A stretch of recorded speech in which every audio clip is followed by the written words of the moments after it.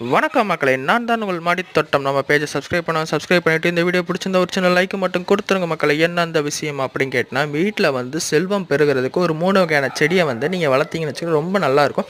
அதில் எந்த கேட்டிங்கன்னா துளசியிலே வந்து 2 வகையான துளசி இருக்குது. பச்சை கலர்லேயே இலை இருக்குது, அந்த பர்பிள் கலர் அந்த மாதிரி இலையோட 2 இலை இருக்குது. சரிங்களா? அதே மாதிரி அருகம்புல். 3வது விஷயம் மணி பிளான்ட் வந்து எங்கள் வீட்டு தோட்டத்தில் இருந்த மணி பிளான்ட்டை நாங்கள் இப்போ என்ன செஞ்சுருக்கோம்னா, கீழே தொங்குற மணி பிளான்ட்டை அப்படியே மேலே ஏற்றி வளர விட்டுருக்கோம்.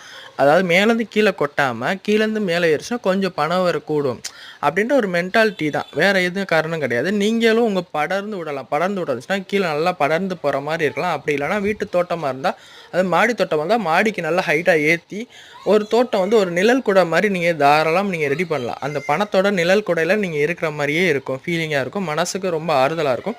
ஆனால் அருகம்புல் துளசி எங்கள் வீட்டில் வந்து தானாக தாங்க வளர்ந்துச்சு. நன்றி, வணக்கம்.